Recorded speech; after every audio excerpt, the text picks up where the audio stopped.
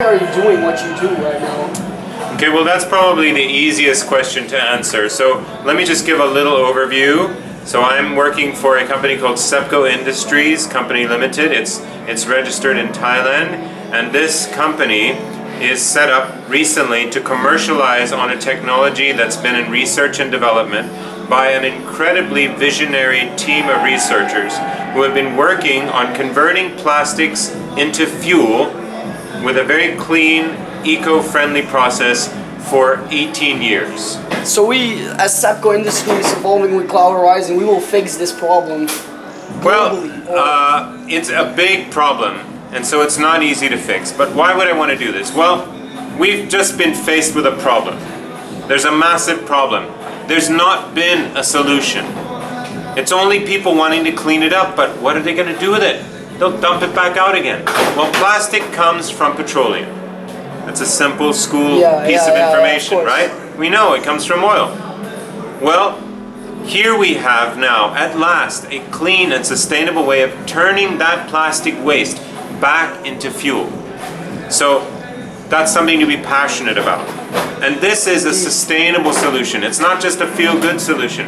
It's not like cleaning up plastic from the beach and then throwing it back in the garbage again. This is actually taking it and converting it into something that we need. I mean, let's get the facts straight. Yeah, the facts. Let's go global. Let's go global and say, globally, we are using 100 million barrels of liquid fuel per day. Yeah. Every day. And yes, we want electric power to replace it. We want more electric cars. But are we going to get rid of all the ships, all the trains, all the buses, all the cars, all the trucks all over the world right away? There's not a way that we could ever do that. And if we did, we would need electricity. Well, most of electricity is generated from diesel generators, because there's not enough wind power or solar power or hydro power to give us the electricity we need. And if we increase the electricity usage, we got to increase something to make the electricity. Yeah. So oil. There's no way. That was the next question actually. What you do? You convert all the plastic into the fuel. So what we do. Wait, I'm gonna change my arms because it's getting You're really hard. tired. Yeah, that's all right. So what Sepco has is a new 5th generation version of this machine called the Polypetron, which now is using a groundbreaking continuous process. What that means is the plastic is fed in continuously, night and day, 24/7. Yeah, and what comes out is fuel. And so there's no opening up this big boiling pot of plastic to make more pollution in the atmosphere.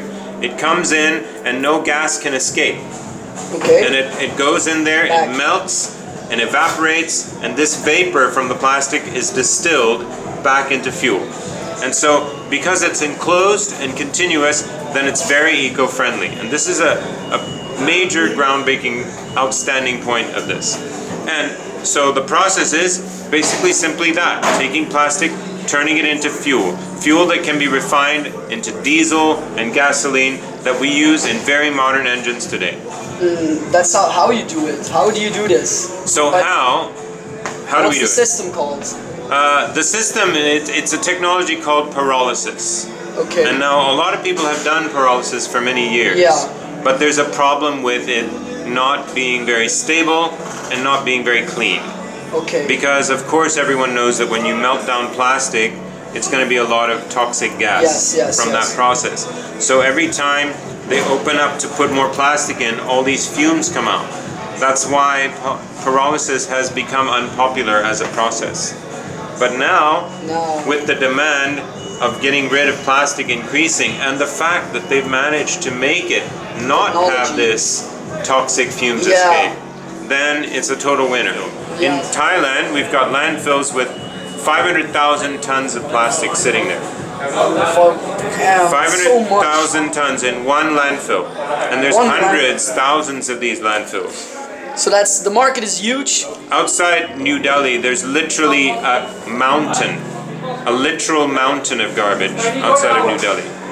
It goes up, way up into the sky. It's garbage. All of it's garbage. And almost it's plastic. Yes, because anything of value gets taken out.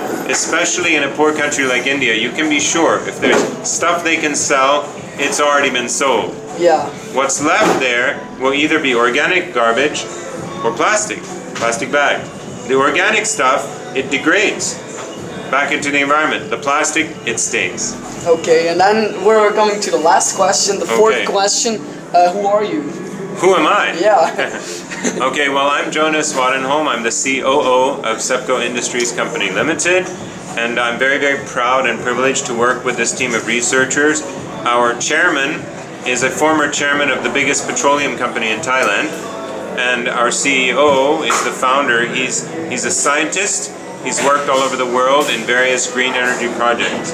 Our chief engineering officer is the one who's been doing this for decades. Since the 90s, he's been working on pyrolysis systems. And through periods where nobody cared about this technology, through periods where nobody thought about the waste plastic, he just kept at it, working this thing, having some kind of vision that in the future this would be needed and necessary, and now he's going to be rewarded in a big, big way. Yeah, now it's happening. Okay, so you now heard it from the COO from Sepco Industries. Yes. Thank you so much for this Thank you interview. too. Give a like, give a subscribe, and join the tribe.